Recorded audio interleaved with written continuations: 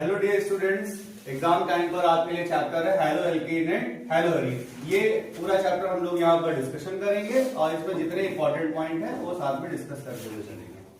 तो chapter haloalkanes and haloarenes, जिसके अंदर एक टर्म आता है एल्किल हैलाइड, इन सारी चीजों के बारे में हमें यहाँ पर डिस्कस करना है।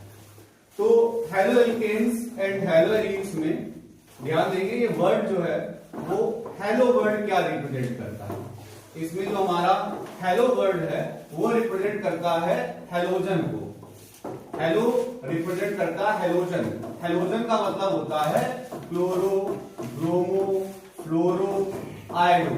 और एल्केन के बारे में हम लोग जानते हैं कि एल्केन क्या होता है, RH, यानी कि मेथेन, एथेन, प्रोपेन, ब्यूटेन, इनकी जो फैमिली है इनको हम लोग एल्केन कहते हैं। जो सैचुरेटेड हाइड्रोकार्बन्स हैं वो एल्केन्स हैं। अब उन एल्केन्स में जब एक से ज्यादा हाइड्रोजन एक या एक से ज्यादा हेलोजन से डिस्प्लेस हो जाता है तो ऐसे कंपाउंड को हम हेलो एल्केन कहते हैं। एक एग्जांपल के तौर पे लेते हैं, सब लोग इस CH4 के बारे में जानते हैं, इसको क्या कहते हैं, मेथेन कहते हैं। लेकिन अगर इसका एक हाइड्रोजन हेलोजन से डिस्प्लेस हो जाए तो इसका नाम हो जाता है क्लोरोमेथेन। तो ये अपने आप में क्या हो गया, हेलो एल्केन।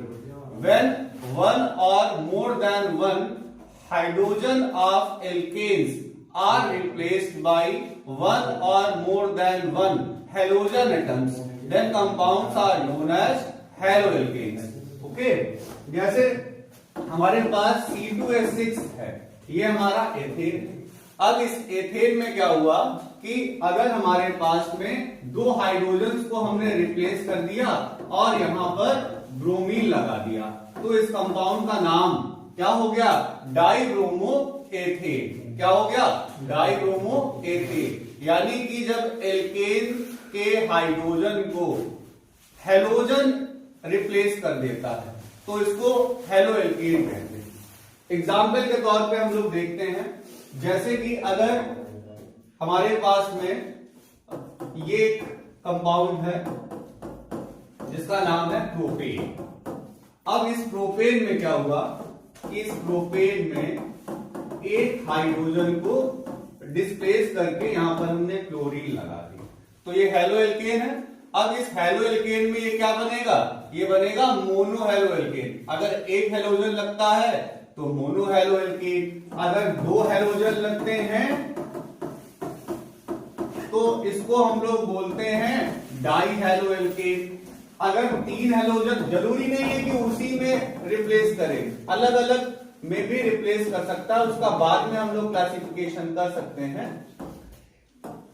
और जरूरी नहीं कि क्लोरो ही लगे, लेकिन ये क्या हो गया, ट्राई हेलो एल्केन। इसी तरीके से नंबर ऑफ हेलोजन एटम्स के बिहाफ पे हम लोग कह सकते हैं, अगर एक हेलोजन एटम ने एक हाइड्रोजन एटम को डिस्प्लेस किया है तो मोनो हेलो एल्केन, अगर दो को डिस्प्लेस किया है डाई हेलो एल्केन, तीन को डिस्प्लेस किया है ट्राई हेलो एल्केन, और 4 या 5 इससे ज्यादा अगर डिस्प्लेस होते रहते हैं किसी लंबी चेन में तो उसको हम लोग पॉली हेलोजन कंपाउंड कहते हैं। अब यहां पर बात आती है इस कंपाउंड की, जिसका नाम हमने अभी बोला था कि इसको हमने क्या कहा था, मोनो हेलो एल्केन। तो मोनो हेलो एल्केन का एक दूसरा नाम है, मोनो हेलो एल्केन को ही हम लोग एल्किल हैलाइड कहते हैं। क्या कहते हैं, एल्किल हैलाइड। यहां पर ध्यान देने वाली बात यह है कि all haloalkanes are not alkyl halide but all alkyl halides are haloalkanes. समझ में आया, जो मोनो हेलो एल्केन्स हैं इन्हीं का दूसरा नाम एल्किल हैलाइड है। तो मोनो हेलो एल्केन को ही हम लोग एल्किल हैलाइड कहते हैं। तो इससे हम लोग ये कह सकते हैं कि all haloalkanes are not alkyl halide but all alkyl halides are haloalkanes. ठीक है, डाई हेलो एल्केन, जैसे इसको हम लोग हेलो एल्केन तो कह सकते हैं बट इसको हम लोग एल्किल हैलाइड नहीं कह सकते। इसको हम लोग ट्राई हेलो एल्केन कह सकते हैं लेकिन इसको एल्किल हैलाइड नहीं कह सकते हैं। तो बात समझ में आई कि एल्किल हैलाइड क्या होती है।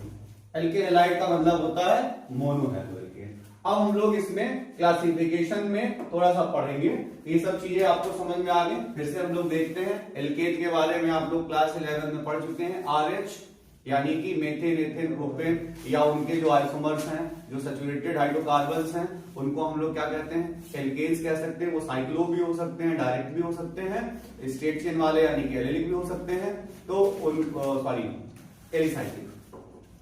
तो अब हम लोग इसमें क्या करेंगे?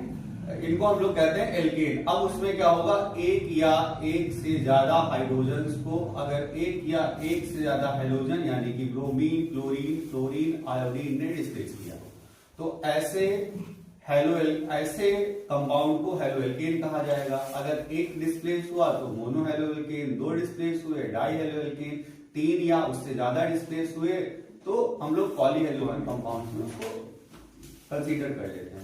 और जो मोनो हेलो एल्केन है, इसका एक दूसरा नाम भी है जिसका नाम है प्राइमरी एल्केन हैलाइड। क्या नाम है इसका नाम है एल्केन हैलाइड। इसका नाम है एल्केन हैलाइड। अब एल्केन हैलाइड के अंदर हम लोग क्लासिफिकेशन करेंगे। ये अभी हम लोगों ने पढ़ा monohaloalkane is also known as alkane halide.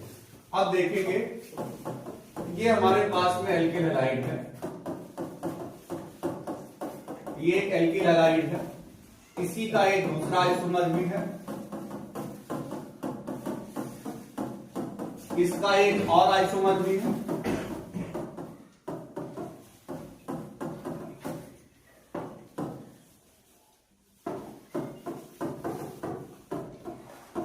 इसका एक और आइसोमर भी हो सकता है।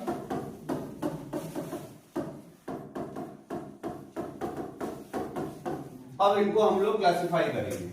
अब देखो कि अगर हमारे पास क्लोरीन ऐसे हाइड्रोजन में लगा है, ऐसे कार्बन में लगा है जिसके पास दो हाइड्रोजन है, तो इसको हम लोग क्या कहेंगे?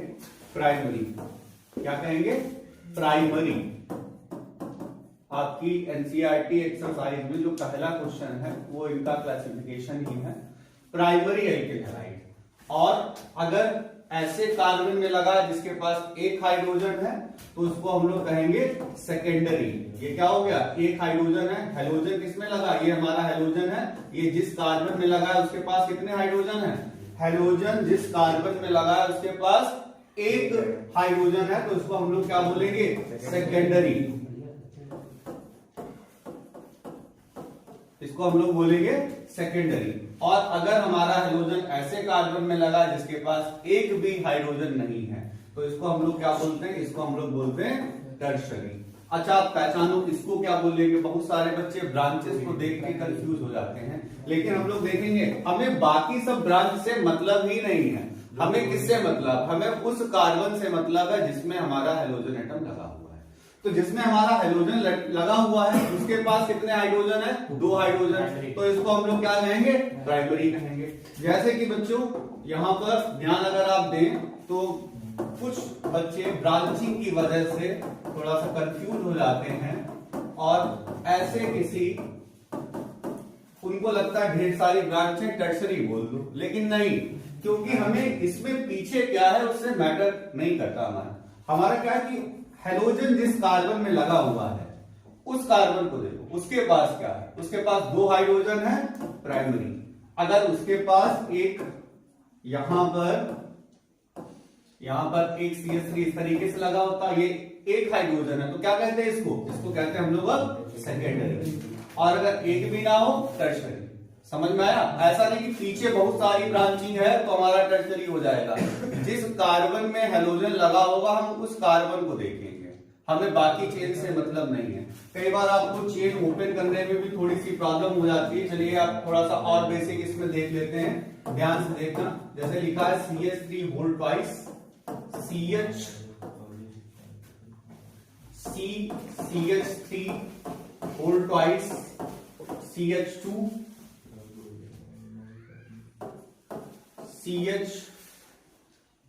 CH3 होल ट्वाइस, इस तरीके से आपका दिया गया। अब इसमें हमें इसको एक यहां पर इस वाले CH की जगह यहां पर बीच में हम लोग ये CH था, C और यहां पर ले लेते हैं एक Cl।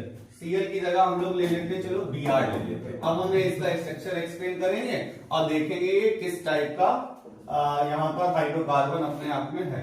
ठीक है, तो CH, एक चीज हमारी आप याद रखेंगे कि CH3 हमेशा हमारा कॉर्नर पे रहता है, CH3 कभी बीच में नहीं हो सकता। ठीक है, अगर C होगा तो उसमें 2 ब्रांचेस होंगी, अगर CH होगा तो 1 ब्रांच होगी, अगर CH2 होगा तो उसमें ब्रांच भी नहीं होंगी।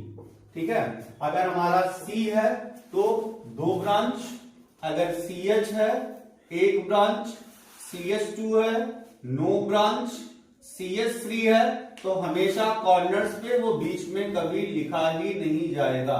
आपकी एनसीईआरटी एक्सरसाइज का जो पहला क्वेश्चन है, कंडेंस फॉर्मूले आपको दिए गए, आपको उनको एक पहले स्ट्रक्चरल एक्सप्लेनेशन आपको उनका बताना है, फिर आपको आइडेंटिफाई करना है कि वो प्राइमरी सेकेंडरी है टर्शरी है, फिर उनका बेसिक देखना है। तो उसमें एक एग्जांपल आपका देखते हैं, क्योंकि हम इस चैप्टर को कवर कर रहे हैं वन शॉट में। आई होप आप पूरे साल आपने कुछ पढ़ा होगा और उसको देखते हुए हम लोग बहुत ज्यादा डीप आईयूपीएससी में नहीं जाएंगे, हम हेलो एल्केन हेलो एरीन में रहेंगे, लेकिन इस क्वेश्चन को हम देखते हैं थोड़ा सा। जैसा कि जो बात हमने आपको बताई कि CH3 हमेशा कॉर्नर पे ही रहते हैं, 2 CH3 एक साथ लाइन में किसी ब्रांच में नहीं लिखे जाएंगे। हमें आगे क्या मिला, C मिला, हमने 2 ब्रांच लगा दी। फिर हमको क्या मिला, C मिला, हमने 2 ब्रांच लगा दी। हमें CH2 मिला, हमने यहाँ पर कोई ब्रांच नहीं लगाई। हमें CH मिला, हमने 1 ब्रांच लगा दी, CH3 लिख दिया। अब ध्यान से देखें, CH3 2 थे तो 1 CH3 हमने यहाँ पे जोड़ा, और क्या जोड़ सकते हैं, Br, वो Br भी बीच में नहीं लिखा जाएगा। बाकी CH3 मिल रहा है, बाकी देखो यहाँ पर कुछ नहीं, यहाँ CH है तो CH3। तो इस तरीके से हमने इसका स्ट्रक्चर एक्सप्लेन कर लिया। हमारे इस लाइन को, इस रूल को आप फिर से यहाँ पर देखेंगे कि क्या हुआ कि अगर CH3 हुआ तो कॉर्नर्स पे ही रहेगा, ब्रांचेस में ऊपर या नीचे रहेगा, वो बीच में कभी नहीं आ सकता। हमारे स्ट्रक्चर में अगर CH2 मिला तो हमें क्या करना है, बस उसको लिख देना है। CH अगर मिलता तो CH लिखने के साथ 1 ब्रांच लगा देनी। अगर C मिला तो हमें क्या करना है, हमें 2 ब्रांच लगा देनी है। उन दोनों ब्रांचेस में अब ध्यान देना है, जो चीजें बीच में नहीं लिख सकते उनको हमें ब्रांचेस में लगा देना है। किनको नहीं लिख सकते हैं, CH3 को नहीं लिख सकते हैं, हेलोजन को बीच में नहीं लिख सकते हमें, क्योंकि ब्रांचेस में ही लगाना होगा उनको, इसलिए इस तरीके से लिखा। अब हमसे अगर पूछा गया ये किस टाइप का किस टाइप की एल्किल हैलाइड है, तो हेलोजन जिस कार्बन में लगा है उस कार्बन के पास कितने हाइड्रोजन है, 1। तो ये कैसा हुआ, ये हुआ टर्शरी एल्किल हैलाइड। कैसा हुआ ये, टर्शरी एल्किल हैलाइड। इसको देख के आप नहीं पता कर पा रहे थे, जैसे हमने स्ट्रक्चर खोला ओपन कर सकते हैं, क्या है ये, टर्शरी एल्किल हैलाइड। तो यहां पर हम लोगों ने पढ़ा है कि primary secondary tertiary alkyl halide के बारे में हमने पढ़ा है, एल्किल हैलाइड के बारे में। अब हमारे हाइब्रिडाइजेशन के बेसिस पर हम लोग और भी एक्सप्लेन करेंगे, देखेंगे।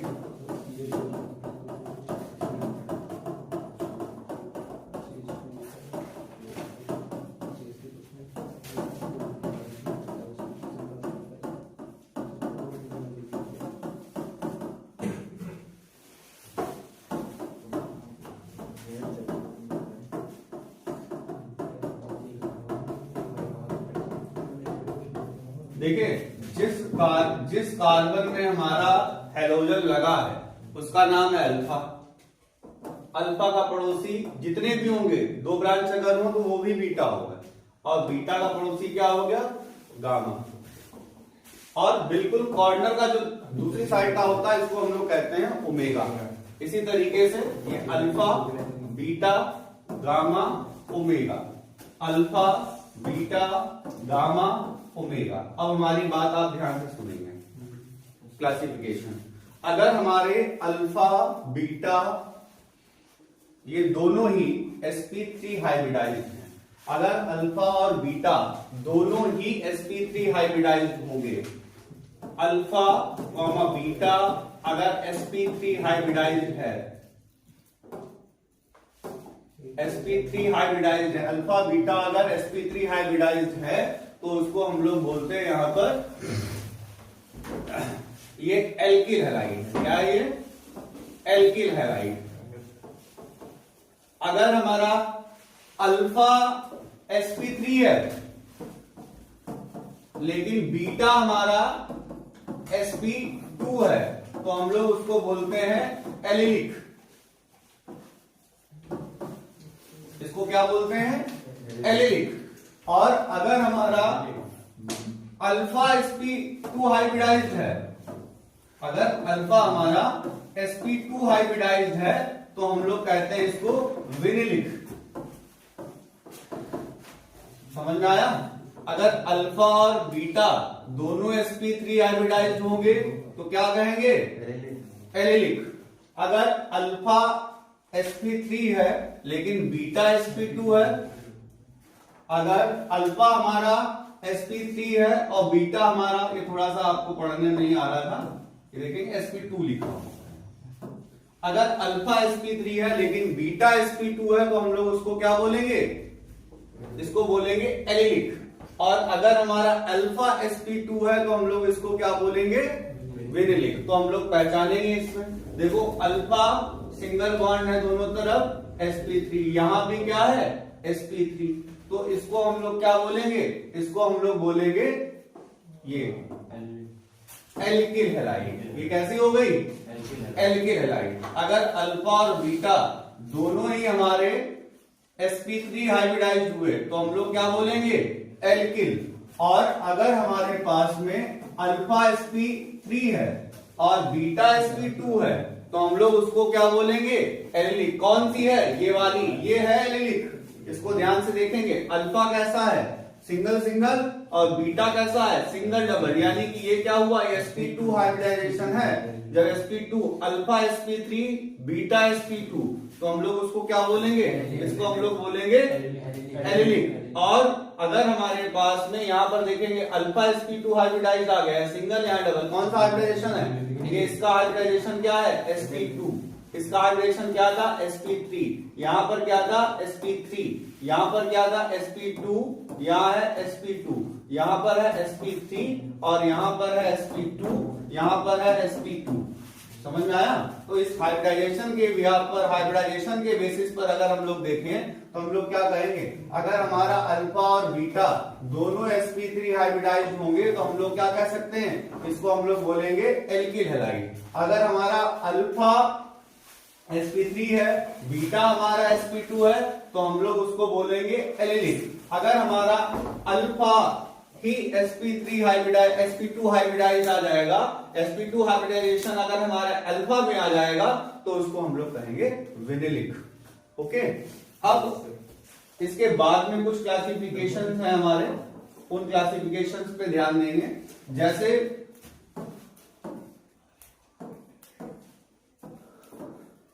ये आपको पता है बेंजीन रिंग है। अब इस बेंजीन रिंग में हेलोजन अगर डायरेक्ट कनेक्ट है, अगर बेंजीन में हेलोजन डायरेक्ट कनेक्ट है, तो हम लोग इसको क्या बोलेंगे? इसको हम लोग बोलेंगे हेलोएरीन। क्या बोलेंगे? हेलोएरीन। लेकिन अगर डायरेक्ट नहीं कनेक्ट है, किसी हाइड्रोजन से कनेक्ट है, तो इसको हम लोग, सॉरी कार्बन से कनेक्ट है, तो इसको हम लोग क्या बोलेंगे? Benzylic halide. इसको क्या बोलेंगे? लेकिन अगर ये हमारी चेन में आ गई, अब देखो जरूरी नहीं बेंजीन रिंग ही हो, अब यहां पर ध्यान से आप देखेंगे तो इसको हम लोग क्या बोलेंगे? इसको हम लोग बोलेंगे एल्किल हैलाइड। इसको हम लोग बोलेंगे एल्किल हैलाइड। इसको हम लोग बोलेंगे, इसको हम लोग बोलेंगे यहां पर बेंजीलिक हैलाइड। इसको हम लोग बोलेंगे हेलोएरीन। ठीक है, ये चीज समझ में आ गई है, इसमें कोई प्रॉब्लम तो नहीं है। हम लोगों ने यहाँ पर पढ़ा है primary alkyl halide, secondary alkyl halide, tertiary alkyl halide, alkyl halide, allylic halide, vinylic halide, और उसके बाद में हम लोगों ने पढ़ा है बेंजीलिक। बेंजीलिक के बाद में पढ़ा है हम लोगों ने यहाँ पर हेलोएरीन। हेलोएरीन का दूसरा नाम एलिक हैलाइड है। ठीक है, ये चीज समझ में आ गई है, कोई प्रॉब्लम तो नहीं है।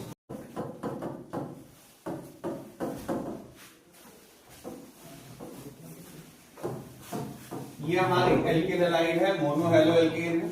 ये एल्किल हैलाइड है, ये मोनो हेलो एल्कीन है।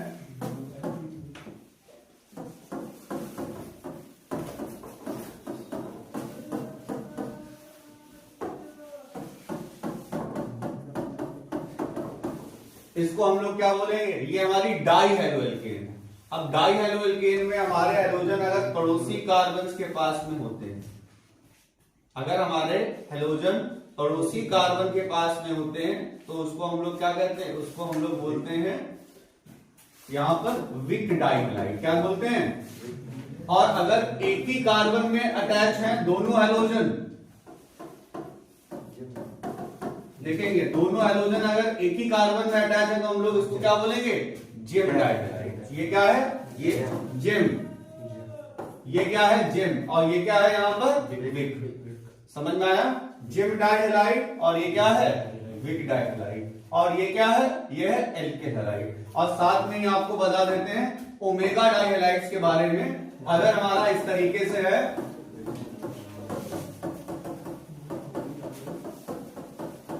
ये भी एक टाइप की हेलाइड है, इसको हम लोग बोलते हैं ओमेगा डाई हेलाइड। क्या बोलते हैं, ओमेगा। अगर बिल्कुल कोऑर्डिनेट्स पे होते हैं तो ओमेगा, एक ही कार्बन में दोनों हेलोजन है तो हम लोग उसको बोलेंगे जेम, जमा हो गई एक जगह पर, इकट्ठा हो गई एक ही कार्बन पे तो जेम, और अगर पड़ोसी के पास में है तो विक, कॉर्नर्स में है ओमेगा।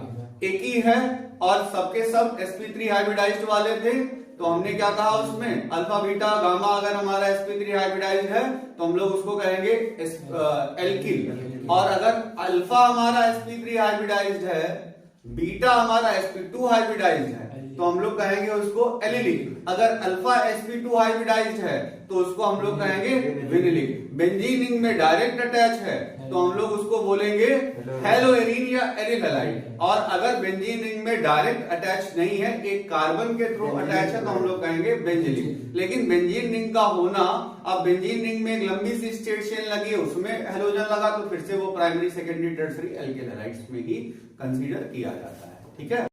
हाँ, तो अब हम लोग इसके बारे में पढ़ते हैं, इसकी फिजिकल प्रॉपर्टीज के बारे में। तो इसकी कुछ फिजिकल प्रॉपर्टीज हैं हमारे एल्किल हैलाइड की। एल्किल हैलाइड की फिजिकल प्रॉपर्टीज क्या हैं? जो हमारे लोअर एल्किल हैलाइड है, सिलेबस में हमारे जो एल्किल हैलाइड्स है वो है, उनकी प्रिपरेशन, केमिकल रिएक्शंस वगैरह हैं। एलिलिक और विनिलिक के बारे में कुछ क्वेश्चंस पूछे जाते हैं, आपसे आइडेंटिफाई करने को कहा जाता है किस टाइप की एल्किल हैलाइड है, और SN1 SN2 के कुछ क्वेश्चंस हैं उसमें, उसको हम साथ में लेते रहेंगे। लेकिन अभी हम लोग एल्किल हैलाइड की प्रॉपर्टीज के बारे में देखते हैं। तो जो लोअर एल्किल हैलाइड्स होती है वो रूम टेम्परेचर पर गैसियस होती हैं, और आगे की एल्किल हैलाइड्स क्या होंगी, लिक्विड्स, और आगे की एल्किल हैलाइड्स क्या होंगी, सॉलिड्स। क्योंकि एक प्रॉपर्टी हमने आपको बताई है, आपके चारों चैप्टर में काम होगी। अभी हम आप एक वीडियो ट्रेंड्स का बनाएंगे तो उसमें आपको समझ में आ जाएगा कि एल्किल हैलाइड्स में क्या होता है। एल्किल हैलाइड्स में या किसी भी हाइड्रोकार्बन में, सॉरी किसी भी ऑर्गेनिक कंपाउंड में जो उनका मेल्टिंग बॉइलिंग पॉइंट का, जो उनकी स्टेट का जो ऑर्डर होता है वो क्या होता है कि more molecular mass, more van der Waal force, more intermolecular force means more melting and boiling point. अब सोचो जरा कि अगर मोलर मास ज्यादा है, मॉलिक्यूलर मास ज्यादा है, वांडरवाल फोर्स ज्यादा है, इंटरमॉलिक्यूलर फोर्स ज्यादा है, तो क्या होगा, मॉलिक्यूल्स में जब इंटरमॉलिक्यूलर फोर्स ज्यादा होता है तो वो सॉलिड होते हैं, जब इंटरमॉलिक्यूलर फोर्स बहुत कम होता है तो गैसियस स्टेट में होते हैं। तो ये जो तुम्हारा कॉन्सेप्ट है चारों चैप्टर में लगना है, तो इसको बस याद रखें। वर्ड्स कैसे याद रखेंगे, more molar mass, more molecular mass, sorry फिर से बोलते हैं, more molecular mass, more van der Waal force, more melting and boiling point. और जब हमसे उनकी स्टेट के बारे में पूछा जाएगा तो मेल्टिंग बॉइलिंग पॉइंट की जगह क्या बोल देंगे, मोर molecular mass, more van der Waal force, more intermolecular force. यानी कि जो ज्यादा मोलर मास वाले होंगे वो सॉलिड होंगे, जो कम मोलर मास वाले होंगे या कम मॉलिक्यूलर मास वाले होंगे, हमने पिछले एक वीडियो बनाया उसमें मोलर मास मॉलिक्यूलर मास के बीच में डिफरेंस बताया है। तो वहां पर क्या होगा, जब मोलर मास हमारा ज्यादा होगा तो वो ज्यादा कंडेंस होंगे, ज्यादा मॉलिक्यूल पास होंगे, तो यानी कि उनकी स्टेट सॉलिड होगी। इसीलिए लिखा हुआ है जो लोअर है वो गैसियस है, आगे लिक्विड्स हैं, उसके बाद में सॉलिड है। कभी भी ऐसा कोई ट्रेंड तुमको देखने को नहीं मिलता है कि पहले गैस है फिर सॉलिड है फिर लिक्विड है। पहले गैस होंगे फिर लिक्विड होंगे उसके बाद में सॉलिड होंगे। लेकिन जब आपसे इस तरीके से पूछ दिया जाता है एक ही तरीके के गुण, जैसे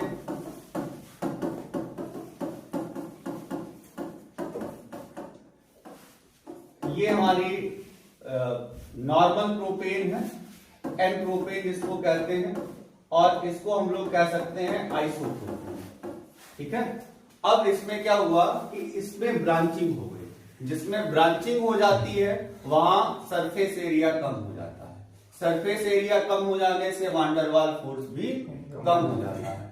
तो वान डेर वाल फोर्स कम हो जाने से उनका इंटरमॉलिक्यूलर फोर्स कम हो जाता है, जिसकी वजह से उनकी मेल्टिंग और बॉइलिंग पॉइंट भी कम हो जाता है। समझ में आया? तो जो इस तरीके के क्वेश्चन आपसे पूछे जा सकते हैं कि एन पेंटेन, आइसोपेंटेन, नियोपेंटेन, इन सब में बॉइलिंग पॉइंट किसका ज्यादा है? तो हम लोग क्या बोलेंगे? एन पेंटेन का सबसे ज्यादा बॉइलिंग पॉइंट है, नियोपेंटेन का बॉइलिंग पॉइंट सबसे कम है। और ये इसमें ही नहीं, ये चारों चैप्टर में कॉन्सेप्ट है। क्या कॉन्सेप्ट आपने पढ़ा? More branching, less surface area, less van der Waal force, less melting and boiling point. समझ में आया? आइसोमर्स के लिए ये रूल है।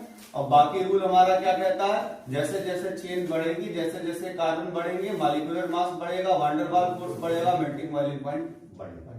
फिर आगे बढ़ते हैं। जो वाटर में ये है, ये इनसॉल्युबल है। ये बहुत इंपॉर्टेंट क्वेश्चन है कि alkyl halides though polar are immiscible in water. Alkyl halides polar होने के बाद भी वाटर में इमिसिबल होते हैं, क्योंकि भले ही वो पोलर हैं, लेकिन उसमें क्या होता है, उनकी पोलैरिटी इतनी ज्यादा नहीं होती, और उनकी पोलैरिटी इतनी ज्यादा नहीं होती, उसके बाद में वाटर में इन पूरी ऑर्गेनिक केमिस्ट्री में डिसॉल्व होने के पीछे जो रिस्पॉन्सिबल है वो है हाइड्रोजन बॉन्ड।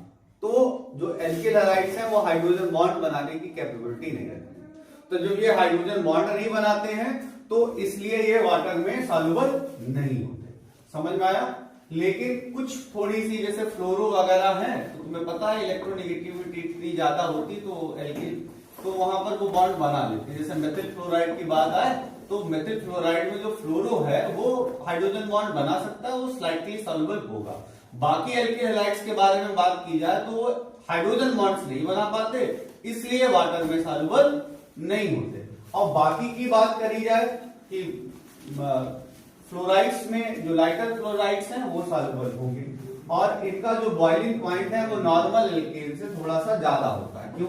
जैसे कि अभी बात आई कि हमारे पास में कंपाउंड था, इसका नाम था मेथेन, और इसमें एक हाइड्रोजन को हटा के हमने एक ब्रोमीन लगा दी। तो ब्रोमीन का जो हमारा एटॉमिक मास है वो 81 है। अब 81, अब इससे क्या हुआ, इसका मोलर मास क्या हुआ है? बढ़ गया। जब इसका मोलर मास बढ़ गया तो क्या हुआ होगा? मोलर मास बढ़ने की वजह से इसका मेल्टिंग बॉइलिंग पॉइंट भी बढ़ जाए, क्योंकि इसका वान डेर वाल फोर्स बढ़ चुका है। ठीक है, क्लियर हो गया? फिर आगे हम लोग इसमें पढ़ते हैं प्रिपरेशन। इसमें प्रिपरेशन है, प्रिपरेशन फ्रॉम एल्कोहल्स। एल्कोहल्स के प्रिपरेशन, एल्कोहल से प्रिपरेशन जो है ये है हमारी। अब ध्यान से देखेंगे इन क्वेश्चंस के बारे में। ये हमारा एल्कोहल है, अगर इसने HCl और ZnCl2 की प्रेजेंस में, ZnCl2 की प्रेजेंस में HCl के साथ रिएक्शन किया तो क्लोरोएल्केन बनी, साथ में वाटर बन गया। यहां पर वो HCl के साथ में HBr का भी यूज कर सकते थे। HCl के साथ में HBr का भी यूज कर सकते थे, लेकिन याद रखना HCl और ZnCl2 अगर इक्विमोलर प्रोपोर्शन में है, 1:1 में है, तो इनका नाम होता है लूकास रिएजेंट। इनका नाम होता है लूकास रिएजेंट। HCl और ZnCl2 जब इक्विमोलर मिक्सचर में होते हैं, इक्विमोलर प्रोपोर्शन में होते हैं, तब इसका नाम लूकास रिएजेंट होता है। तो सिंपल सी आती है कि अगर हमारे पास में अल्कोहल की रिएक्शन लूकास रिएजेंट के साथ होगी तो एल्किल हैलाइड बनेगा और वाटर बनेगा। ठीक है।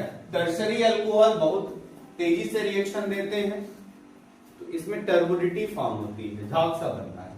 तो जो टर्शरी अल्कोहल होंगे वो तुरंत ये रिएक्शन देंगे, सेकेंडरी अल्कोहल 5 मिनट बाद ये रिएक्शन देंगे, और जो टर्शरी तुरंत रिएक्शन देंगे, सेकेंडरी अल्कोहल 5 मिनट बाद ये रिएक्शन देंगे, और प्राइमरी अल्कोहल स्ट्रॉन्ग हीटिंग पर ही रिएक्शन देंगे। लेकिन इस रिएक्शन में HCl के साथ HBr का भी यूज किया जा सकता है।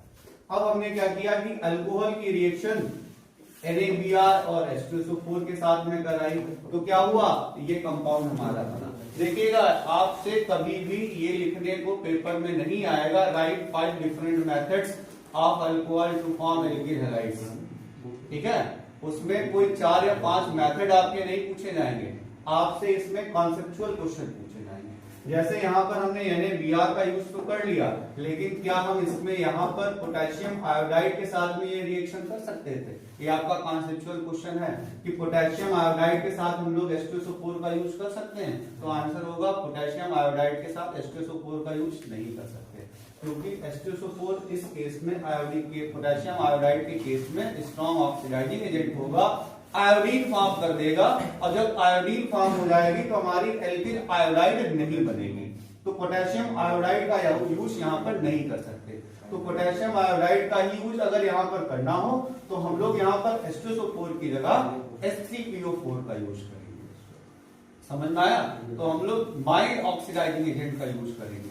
तो ये तुम्हारा बोर्ड में क्वेश्चन आ चुका है कि पोटेशियम आयोडाइड के साथ में H2SO4 का यूज क्यों नहीं कर सकते, क्योंकि ये क्या करता है, ये आयोडीन बना देता है।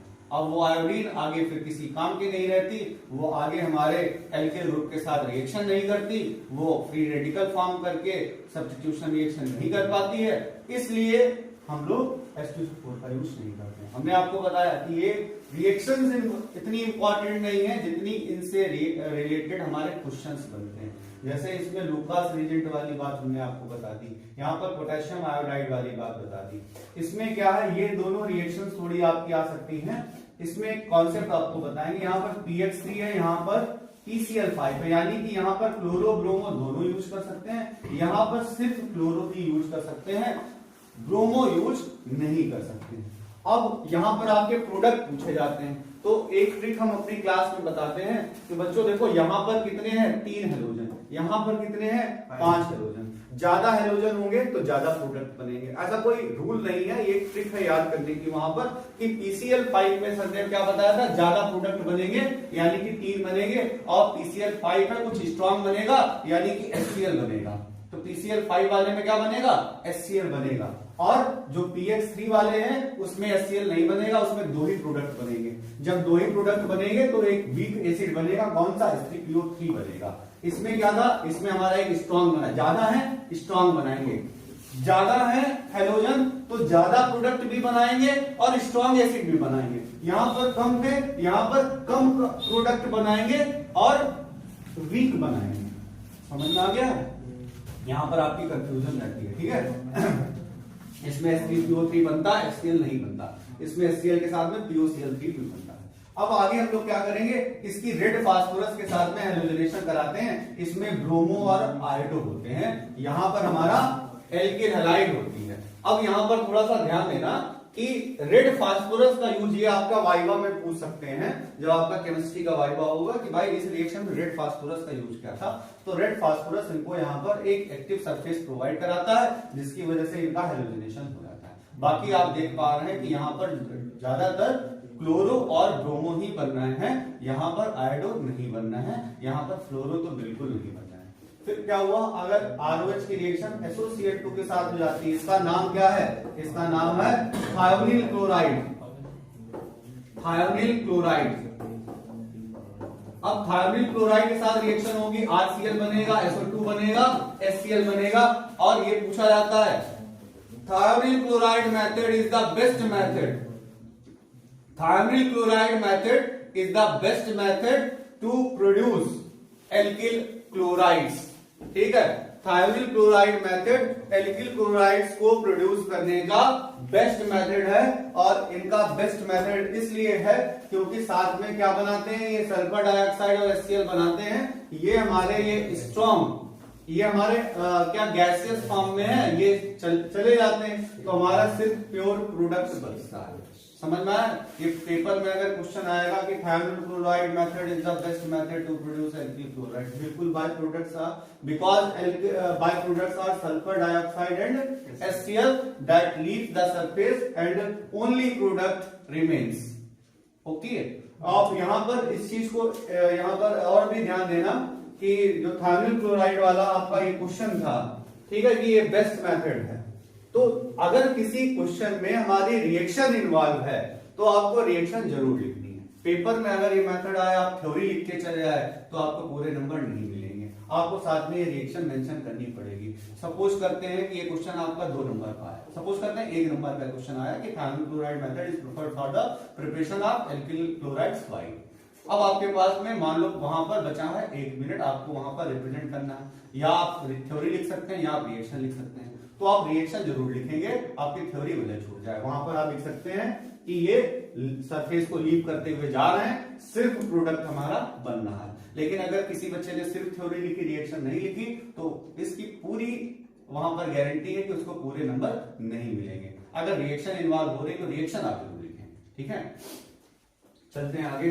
अब हमारे अगर क्लोरो और ब्रोमो भाई नहीं बनना है तो हम क्या करें इसके लिए? अगर हमारे क्लोरो और ब्रोमो नहीं बनना है तो उन क्लोरो और ब्रोमो को बनाने के लिए क्या किया जाएगा? उन क्लोरो या ब्रोमो को बनाने के लिए हम कुछ यहां पर यूज करते हैं, हैलाइड एक्सचेंज मेथड का यूज करते हैं। अब हैलाइड एक्सचेंज मेथड में हम लोग क्या करेंगे उसको हम लोग थोड़ा सा ध्यान से देखेंगे। यहां पर आपकी 2 रिएक्शन आती हैं, फिंकरस्टीन रिएक्शन एंड स्वार्ट्ज रिएक्शन, ठीक है।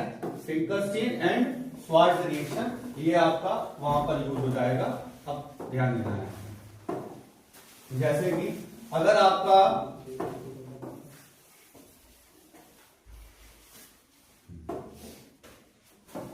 जैसे कि कोई एल्किल हैलाइड हमने क्लोरो या ब्रोमो बना ली, इसकी रिएक्शन अगर हमने कर ली सोडियम आयोडाइड के साथ इन the presence of dry acetone,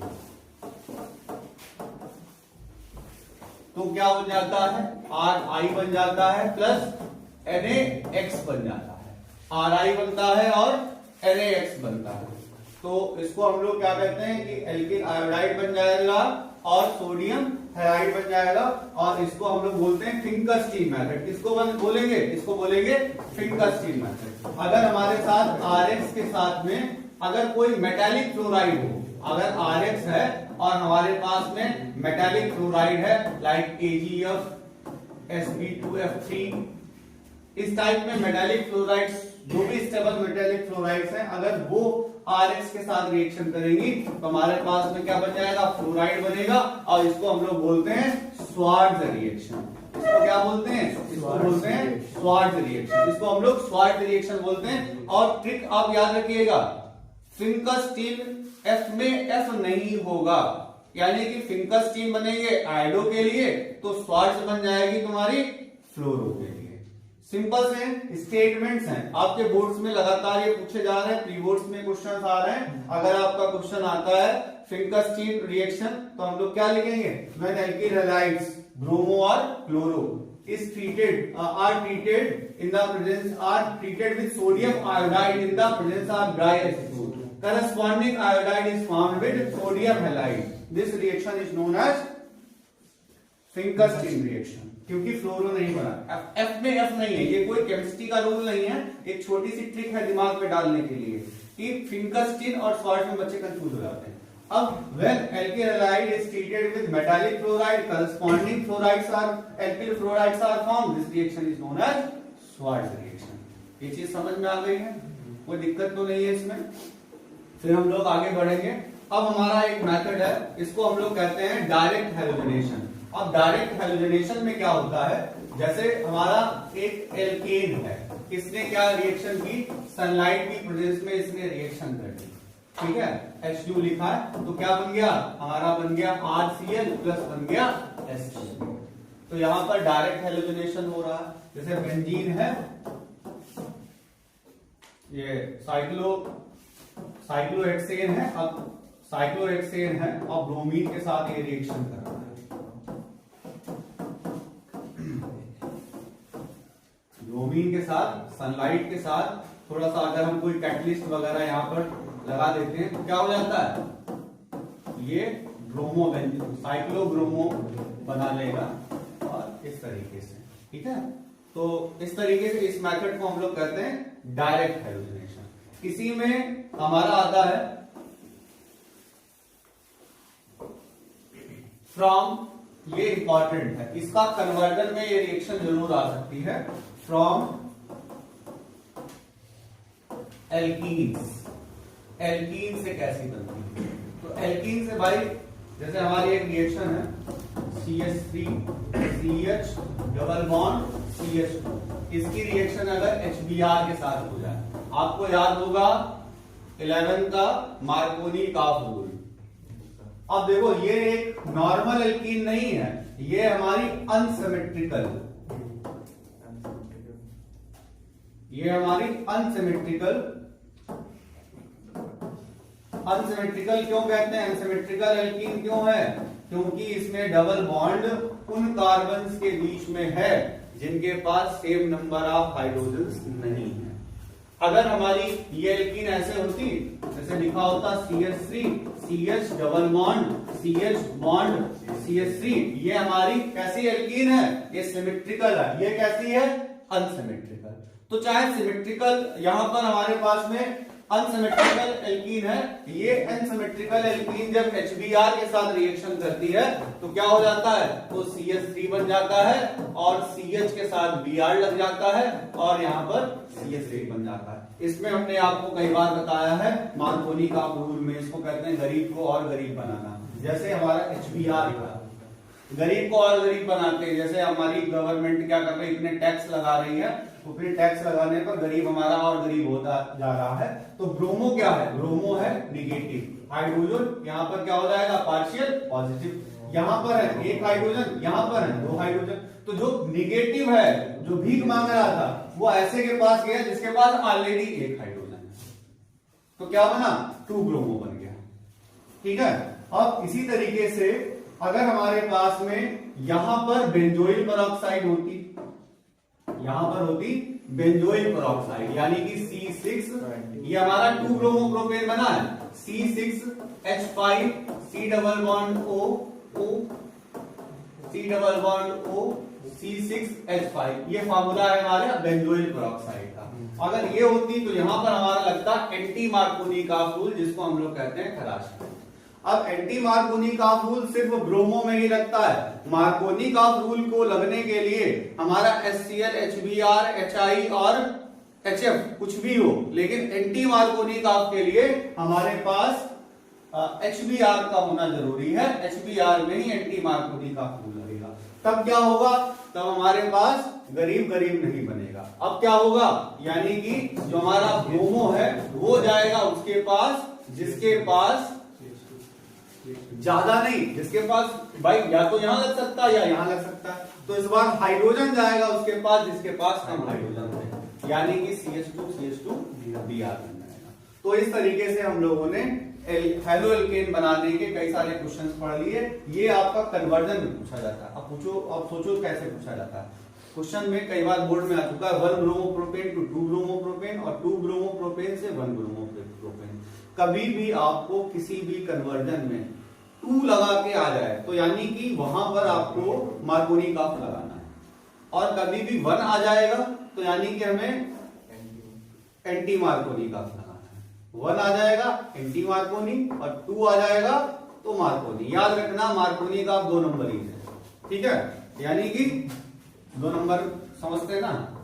तो इतना परेशान करके, अब इतना नाम ही उनका अजीब है कि बच्चों को याद करने में प्रॉब्लम होती है, रूल बना के चले गए हैं।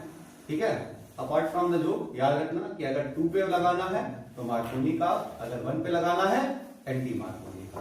इसकी बात कर रहे थे कि हम लोग हेलो एरीन्स को कैसे बनाएंगे। तो हेलो एरीन्स के बनाने के जो मेन मेथड्स हैं उसमें से एक है डायरेक्ट हेलोजनेशन। जैसे हमारी बेंजीन है और उस बेंजीन का हम डायरेक्ट हेलोजनेशन कराते हैं। क्या किया हमने यहां पर, ये जो हम लोग रिएक्शन कर रहे थे RNGX, तो RNGX में हमने H2O के साथ रिएक्शन की थी। तो क्या बना था? अभी बना था। अभी हमने बोला था एल्केन, यहां पर हमसे गलत लिख गया था तो उसको थोड़ा सा करेक्ट कर लेते हैं कि हमारा एल्केन बना हुआ है। एल्केन बनने के बाद में थोड़ा सा ध्यान देंगे, ये हमारा एल्केन बनेगा। क्वेश्चन पूछा जाएगा, आंसर किसका था ये कि Grignard reagent should be prepared under anhydrous conditions only. Why? क्योंकि जो ग्रिग्नार्ड रिएजेंट फॉर्म होता है वो रिएक्शन करता है मॉइस्चर के साथ, वाटर के साथ, और रिएक्शन करके क्या बना लेता है? रिएक्शन करके वो एल्केन बना लेता है। ठीक है, आगे हम लोग बढ़ते हैं। अब हम लोग देखते हैं प्रिपरेशन। तो इसमें भी एक बात देख लेते हैं फिर से, एल्के हैलाइड्स। एल्के हैलाइड्स क्या है? एल्किल हैलाइड्स पे हमने देखा, देखो डायरेक्ट अटैच है, कोई भी sp2 हाइब्रिडाइज नहीं है, तो हम लोग क्या कहते हैं एल्किल। और ये देखो ये होता है अल्फा, इनको हम लोग कहते हैं बीटा, इनको हम लोग कहेंगे गामा। ऐसे देखो अल्फा बीटा गामा, अल्फा ये तो बेंजीन रिंग ही है, अल्फा बीटा गामा। तो अभी हमने क्या बताया था, अगर अल्फा बीटा गामा सबके सब sp3 हाइब्रिडाइज हैं तो एल्किल, अगर बीटा sp2 हाइब्रिडाइज है तो एलिलिक, और ये तो बेंजीन रिंग में डायरेक्ट अटैच है तो एरिल कहेंगे। अगर CH2 में जब जुड़ा हुआ तो बेंजीनिक कहते हैं। एक चीज और समझा देते हैं आपको, देखो ये है हमारी बेंजीन, इसको हम लोग कहते हैं बेंजीन, लेकिन इसमें एक बॉन्ड लगा देते हैं तो इसको कहते हैं C6H5। पहले C6H6 था, अब ये हो गया C6H5। अब इसका नाम क्या हो गया, इसका नाम हो गया फेनिल, इसका नाम क्या हो गया फेनिल। अब अगर यहां पर ये CH2 लगा हो, इसको ऐसे दिखाते हैं, फेनिल देख लिया, बेंजीन देख लिया। अब ध्यान से देखना, यहां पर थोड़ा सा आपका कॉन्सेप्ट क्लियर हो जाएगा। ये बेंजीन रिंग है,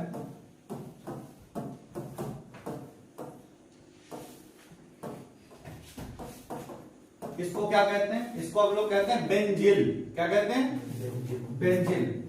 और अगर यहां से हाइड्रोजन हटा दिया जाए तो हम लोग, एक हाइड्रोजन हो तो हम लोग इसको कहते हैं बेंजल। क्या कहते हैं, बेंजल। अगर एक भी हाइड्रोजन ना हो तो हम लोग इसको क्या कहते हैं, बेंजो। याद रहेगा। तो ये क्या था, ये बेंजिलिक है, ये क्या है बेंजिलिक। और ये थोड़ा सा गलत प्रिंट हो गया, ये क्या हो गया, बेंजिलिक हो गया।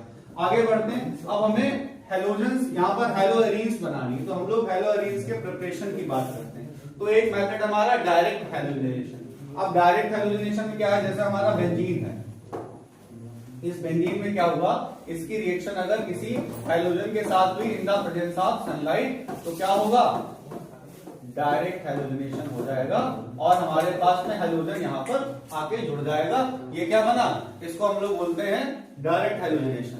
ठीक है, इसको हम लोग डायरेक्ट हेलोजिनेशन करेंगे तो हमारा क्या बन जाएगा, ये हेलोएरीन फॉर्म हो गया। इस हेलोएरीन को फॉर्म करने के बाद में, अब हेलोएरीन को फॉर्म करने के बाद में क्या होगा कि देखते हैं कि और कौन से मैथड्स हैं, तो उन मैथड्स में थोड़ा सा ध्यान देना होगा आपको। देखो ये बेंजीन डाइलोनियम क्लोराइड, अब हमें जब भी प्रिपरेशन आएगी सेकेंडरी रिएक्शन तो थोड़ा सा ध्यान देना, बेंजीन डाइलोनियम क्लोराइड को बनाने के तरीके क्या हैं। सबसे पहले हमारी रिएक्शन होती है किसके साथ में, एनिलीन। एनिलीन क्या होता है, जब बेंजीन रिंग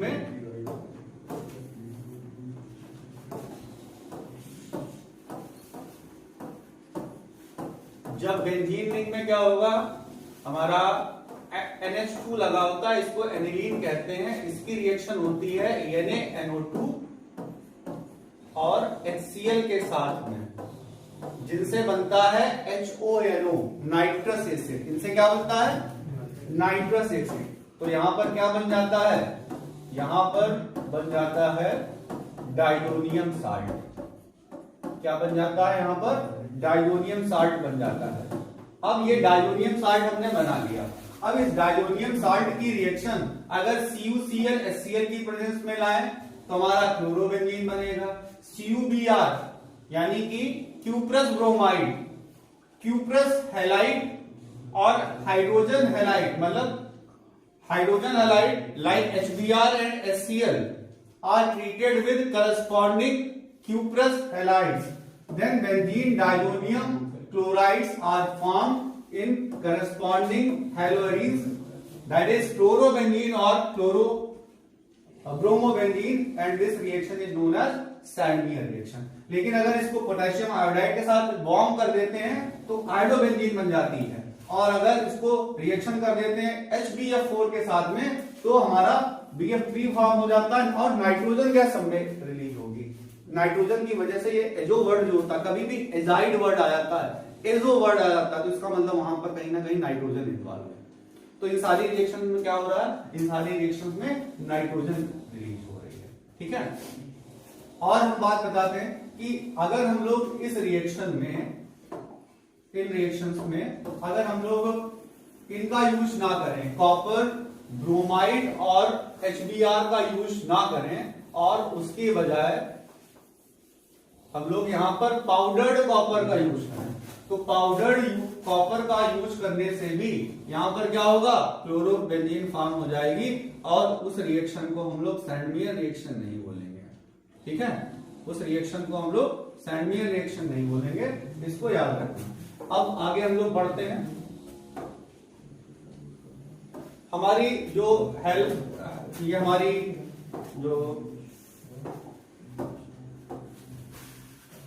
जो हैलोएरीन्स होती हैं, ये हैलोएरीन्स न्यूक्लियोफिलिक सब्स्टिट्यूशन रिएक्शन नहीं देती। Most important question, haloarenes do not undergo nucleophilic substitution reaction. ये न्यूक्लियोफिलिक सब्स्टिट्यूशन रिएक्शन नहीं देते। न्यूक्लियोफिलिक सब्स्टिट्यूशन रिएक्शन ना देने का रीजन क्या है, बिकॉज ऑफ रेजोनेंस। आप देख पा रहे हैं इस रेजोनेंस की वजह से क्या हुआ है, बिकॉज ऑफ रेजोनेंस। हम लोग क्या कहेंगे, अगर हमसे कहा जाए haloarenes do not undergo nucleophilic substitution reaction, तो आंसर क्या होगा, ड्यू टू रेजोनेंस। उस रेजोनेंस की वजह से क्या हुआ, सबसे पहले देखेंगे कि जो हमारा हैलोजन है वो कैसा था, पार्शियली, वो sp2 हाइब्रिडाइज था, तो उसके पास क्या आ गया, उसके पास आ गया partial double bond character, partial double bond character. और उस पार्शियल डबल बॉन्ड कैरेक्टर की वजह से क्या करेगा, आपको पता है सब्स्टिट्यूशन रिएक्शन नहीं प्रेफर करेगा या थोड़ा सा कम प्रेफर करेगा। दूसरी बात हमने देखा कि आर्थो और पैरा पोजीशन पे क्या हुआ, आर्थो और पैरा पोजीशन पर इलेक्ट्रॉन डेंसिटी बढ़ गई। आर्थो पैरा पोजीशन पे क्या हुआ है, इलेक्ट्रॉन डेंसिटी बढ़ गई है। अब इस इलेक्ट्रॉन डेंसिटी के बढ़ने की वजह से जो अपकमिंग न्यूक्लियोफाइल था, न्यूक्लियोफाइल के पास कैसा चार्ज होता है, इसी वीडियो में हम लोग डिस्कस कर रहे थे कि न्यूक्लियोफाइल या तो इलेक्ट्रॉन रिच होता है या नेगेटिव चार्ज होता है। अब जब आर्थो और पैरा पोजीशन पे इलेक्ट्रॉन डेंसिटी बहुत ज्यादा हो जाती है तो जो इनकमिंग ग्रुप होता है वो आके यहां पर अटैच नहीं हो पाता है, इसलिए न्यूक्लियोफिलिक सब्स्टिट्यूशन रिएक्शन नहीं दे पाते। एक और आपका क्वेश्चन यहां से बनता है, एक क्वेश्चन यहां से बनता है कि जो हेलो ग्रुप है वो आर्थो और पैरा डायरेक्टिंग ग्रुप है। ठीक है, वो कैसा है, आर्थो और पैरा डायरेक्टिंग ग्रुप है, जबकि ये खुद में कैसा है, ये इलेक्ट्रॉन विड्रॉइंग है। हेलो ग्रुप कैसा है, इलेक्ट्रॉन विड्रॉइंग, फिर भी ये आर्थो और पैरा डायरेक्टिंग ग्रुप ही क्यों है, तो उसका आंसर समझ लें। उसको ऐसे समझते हैं कि जो हमारा हेलो ग्रुप है इसमें ये जो यहां पर इंडक्टिव इफेक्ट प्रोड्यूस होता है, कौन सा, आई इफेक्ट। तो आई इफेक्ट की वजह से वो रिंग को डीस्टेबलाइज करना चाहता है, और जो रेजोनेंस इफेक्ट होता है वो क्या करता है, वो इस इफेक्ट को, वो उस बेंजीन रिंग को क्या करता है, स्टेबलाइज करता है। जब हम लोग बात करेंगे इलेक्ट्रोफिलिक सब्स्टिट्यूशन की, यहां पर देखना, अभी हमने कहा कि न्यूक्लियोफिलिक सब्स्टिट्यूशन रिएक्शन नहीं देता बिकॉज ऑफ रेजोनेंस। क्यों, क्योंकि हेलोजन हो गया पार्शियल डबल बॉन्ड कैरेक्टर और आर्थो और पैरा पोजीशन पर इलेक्ट्रॉन डेंसिटी बढ़ गई, जिसकी वजह से जो इनकमिंग न्यूक्लियोफाइल था वो आके यहाँ पर अटैच नहीं हो पा रहा था। अब भाई न्यूक्लियोफिलिक अगर नहीं कर पा रहे थे तो इलेक्ट्रोफिलिक करते होंगे, तो इलेक्ट्रोफिलिक करते हैं तो उसमें भी एक क्वेश्चन बनता है, यहाँ पर आपके एनसीईआरटी में एग्जाम्पल दिया गया। क्वेश्चन ये बनता है कि at halo is electronegative, at halo is electronegative but it gives electrophilic substitution at artho and para positions y।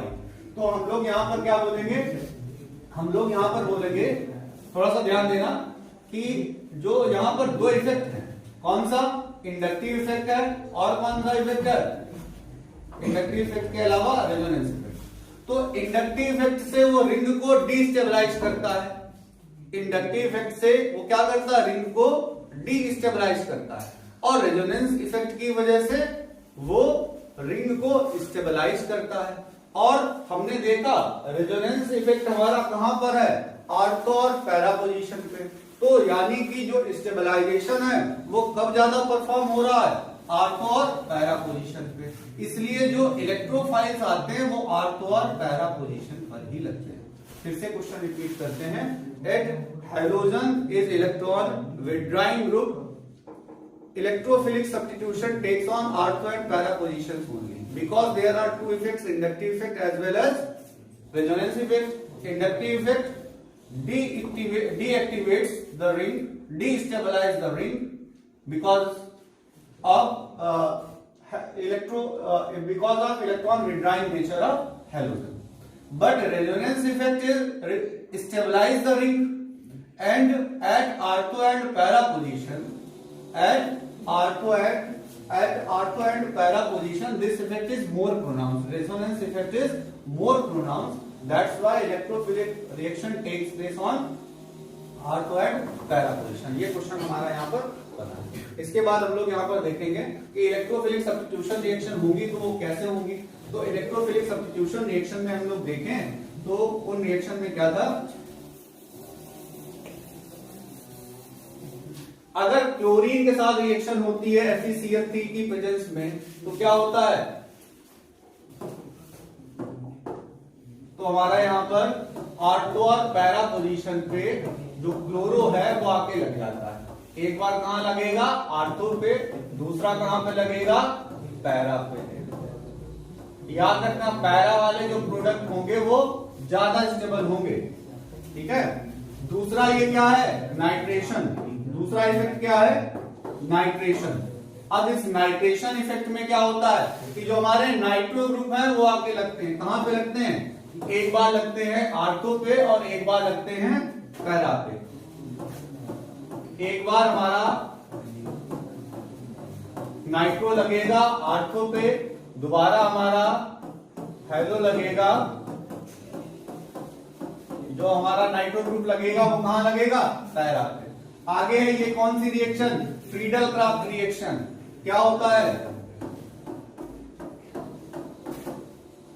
ये एक बार CH3 लगेगा ये ऑर्थो पर और एक बार कहां लगेगा, पैरा पे। और आपको पता है कि कौन सा ज्यादा स्टेबल होगा, पैरा वाला हमेशा ही ज्यादा स्टेबल होगा।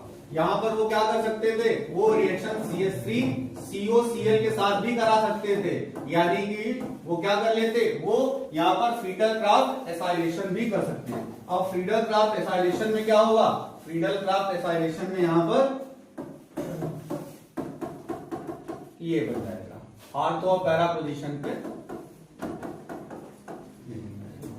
इसके बाद में क्या हो जाएगा, अगर ये अभी हमने बताया था ये न्यूक्लियोफिलिक सब्स्टिट्यूशन रिएक्शन नहीं देते हैं, लेकिन फिर भी ये NaOH के साथ रिएक्शन करते हैं और इस प्रोसेस का नाम होता है डोज प्रोसेस। क्या होता है, डोज प्रोसेस। जो ये अपनी स्पेशल कंडीशंस में 673 या 623 केल्विन पर ये रिएक्शन होती है और NaOH और के साथ में एक्वस NaOH के साथ में रिएक्शन कराते हैं तो हमारा वहां पर क्या बन जाता है, तो यहां पर पहले सोडियम फेनॉक्साइड फॉर्म होती है, दिखाते हैं। डोज प्रोसेस पहले हमने कहा था, इसको हम बिल्कुल अलग ही कर देते हैं।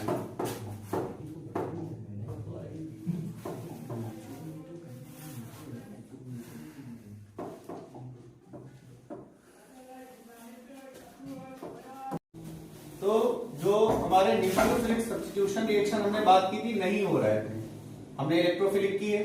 अब न्यूक्लियोफिलिक सब्स्टिट्यूशन रिएक्शन भी कुछ ड्रास्टिक कंडीशन में होते हैं, जैसे कि अगर हमारे पास में ये हेलोरीन है, इस हेलोरीन की रिएक्शन अगर हम लोग करते हैं NaOH के साथ में, कहां पर करते हैं, 623 केल्विन टेम्परेचर और 300 एटमॉस्फेरिक प्रेशर, ठीक है। 300 एटमॉस्फेरिक प्रेशर पर अगर ये रिएक्शन होती है तो यहां पर क्या बन जाता है, फिनॉल बन जाता है। पहले सोडियम फेनॉक्साइड बनता है और उसके बाद में ये कन्वर्ट हो जाता है किसमें, फिनॉल में, और इस रिएक्शन का नाम है डोज प्रोसेस।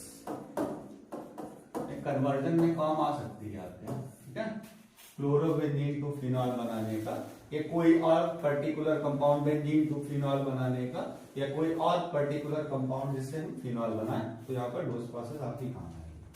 फिर दूसरी रिएक्शन है हमारी, अगर हम इसकी रिएक्शन करते हैं किसी नाइट्राइल की प्रेजेंस में, नाइट्राइल की क्लोरोबेंजीन है, अगर हम इसकी रिएक्शन किसी नाइट्राइल के साथ जैसे कि KCl के साथ में, अगर ये रिएक्शन KCl के साथ में हम लोग अपनी कर लेते हैं तो ये रिएक्शन KCl के साथ नहीं बल्कि CuCl के साथ होती है।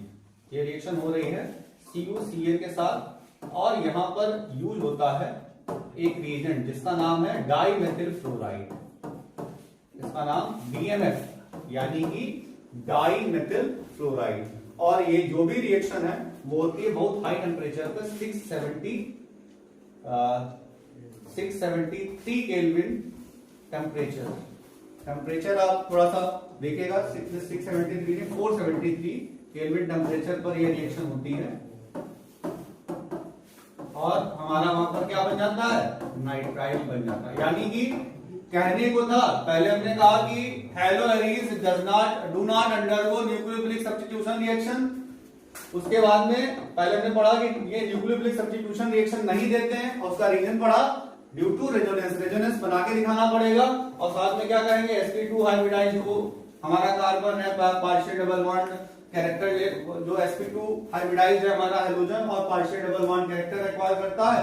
फिर हमने कहा कि आर्थो और पैरा पोजीशन पर इलेक्ट्रॉन डेंसिटी बढ़ जाती है जिससे incoming group ortho para position पे न्यूक्लियोफाइल हमारा नहीं लगता।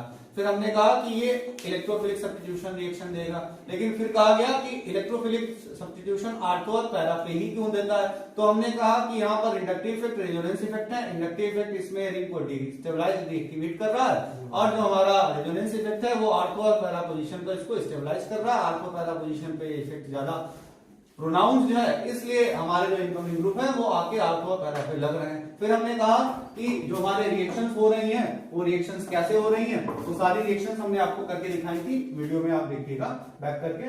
फिर अब हम कह रहे हैं कि ऐसा नहीं था कि न्यूक्लियोफिलिक सब्स्टिट्यूशन नहीं देगा तो बिल्कुल नहीं देगा।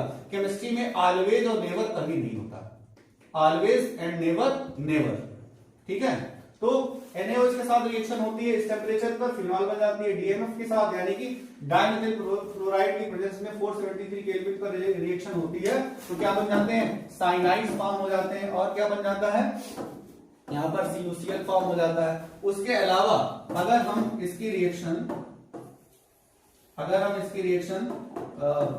क्लोरोबेंजीन की या ब्रोमोबेंजीन की या आयोडोबेंजीन की कराते हैं, इसकी प्रेजेंस अमोनिया के साथ कराते हैं 60 atmospheric pressure and 673 kelvin temperature, तो हमारे पास एनिलीन बन जाते हैं। बहुत इंपॉर्टेंट रिएक्शन है क्लोरोबेंजीन से एनिलीन को कन्वर्ट करने की, ये आपके कन्वर्जन में बहुत काम आएगी। तो यानी कि यहाँ पर इसने न्यूक्लियोफिलिक सब्स्टिट्यूशन रिएक्शन भी दे। यहाँ पर हम लोग इस सेक्शन को खत्म करते हैं। इस सेक्शन को खत्म करने के बाद हम लोग आगे की तरफ बढ़ेंगे। तो यहाँ पर थोड़ा सा हम लोग SN1 SN2 को पढ़ चुके हैं और SN2 SN1 पढ़ने के बाद अब हम लोग स्टीरियोकेमिस्ट्री पे आते हैं। हम लोग बात करते हैं यहाँ पर कीरेल कार्बन की। किस कार्बन के बारे में बात कर रहे हैं हम लोग, कीरेल कार्बन। क्या होता है कीरेल कार्बन, ऐसा कार्बन जिसके चारों वैलेंसी अलग अलग एटम्स या ग्रुप ऑफ एटम से सेटिस्फाई होती है, उसको हम लोग कहते हैं कीरेल कार्बन। जैसे इस कार्बन की बात करें, एक तरफ हाइड्रोजन है, एक तरफ CH3 है, एक तरफ OH और एक तरफ कार्बोक्सिलिक एसिड है। ये आपका जाना पहचाना लैक्टिक एसिड है। क्या है, लैक्टिक एसिड। तो इसमें ये वाला जो कार्बन है कैसा है, कीरेल कार्बन। कैसा कार्बन है, कीरेल कार्बन का दूसरा नाम भी होता असिमेट्रिक कार्बन। असिमेट्रिक कार्बन भी इसको हम लोग कहते हैं। असिमेट्रिक कार्बन कीरेल कार्बन जिसकी चारों वैलेंसी अलग अलग एटम्स या ग्रुप ऑफ एटम्स से सेटिस्फाई होती है, उसको हम लोग कीरेल कार्बन या असिमेट्रिक कार्बन कहते हैं। अब होता क्या है, जब इसके ऊपर प्लेन पोलराइज्ड लाइट को डाला जाता है, इनके ऊपर क्या किया जाता है, प्लेन पोलराइज्ड लाइट को डाला जाता है। कोई भी कंपाउंड, ऑर्गेनिक कंपाउंड या कोई भी कंपाउंड जिसके ऊपर प्लेन पोलराइज्ड लाइट को डाला जाए। अब बात आ गई है प्लेन पोलराइज्ड लाइट की, तो ये भी बता देते हैं। जो हमारी ऑर्डिनरी लाइट होती है उसके वाइब्रेशन सारी डायरेक्शंस में होते हैं, और अगर जब इस लाइट को हम निकोल प्रिज्म से पास कराते हैं तो इसके वाइब्रेशन किसी एक प्लेन के परपेंडिकुलर रिस्ट्रिक्ट हो जाते हैं। ऐसी लाइट को हम लोग कहते हैं प्लेन पोलराइज्ड लाइट। और जो हमारी प्लेन पोलराइज्ड लाइट को जब हम किसी ऐसे कंपाउंड के सोल्यूशन पे जैसे कि ग्लूकोज या फ्रक्टोज के सोल्यूशन पे डालते हैं तो वो उस प्लेन पोलराइज्ड लाइट को अपने लेफ्ट या राइट में रोटेट कराता है। तो इस रोटेशन को कहते हैं ऑप्टिकल रोटेशन। ऐसे आइसोमर्स को कहते हैं ऑप्टिकल आइसोमर्स। ऐसी आइसोमेरिज्म को कहते हैं स्टीरियो आइसोमेरिज्म। ठीक है, तो जो लेफ्ट में रोटेट कराते हैं वो कहते हैं लेवो रोटेटरी, जो राइट में रोटेट कराते हैं उसको हम लोग कहते हैं डेक्स्ट्रो रोटेटरी। जैसे कि आपने ग्लूकोज का नाम पढ़ा, दूसरा डेक्स्ट्रोज है। क्यों? क्योंकि वो राइट में, आपके बायोमॉलिक्यूल वाली जो फाइल है उसमें आप देखिएगा, उस वीडियो में हमने समझाया इसके बारे में। तो जो राइट में रोटेट कराएंगे वो डेक्स्ट्रो, जो लेफ्ट में रोटेट कराएंगे वो लेवो। अगर हम इक्विमोलर मिक्सचर को मिलाएं तो नेट ऑप्टिकल रोटेशन हमारी हो जाती है 0। इसको मिक्सचर को हम लोग कहते हैं रेसमिक मिक्सचर, यानी कि racemic mixture is the equimolar mixture of dextro rotatory and laevo rotatory substance when and there is no optical rotation. अच्छा, कई बार ऐसा होता है कि हमारा मॉलिक्यूल पहले डेक्स्ट्रो होता है और फिर बाद में रिएक्शन के बाद में कोई नया प्रोडक्ट बनाता है जो कि लेवो हो जाता है। इसको हम लोग कहते हैं इन्वर्जन। जो हमारा ग्रुप लेफ्ट के बजाय राइट में लग जाता है उसको हम लोग क्या कहते हैं? इन्वर्जन। अगर सेम ही रहता है लेफ्ट का लेफ्ट में, राइट का राइट में, तो हम लोग कहते हैं रिटेंशन। क्या कहते हैं? रिटेंशन। तो retention, inversion, racemic mixture, optical isomer, ये सारी चीजों के बारे में हमने यहाँ पर डिस्कस किया है, कीरेल कार्बन के बारे में। लेकिन एक चीज को यहाँ पर और समझेंगे कि गारंटी नहीं है कि हमारे पास कीरेल कार्बन है तो वो कंपाउंड अपने आप में मतलब वो कंपाउंड अपने आप में असिमेट्रिक कार्बन बनी जाएगा। जैसे कि अभी हम आपको दिखाते हैं, इस कंपाउंड के बारे में बात करते हैं।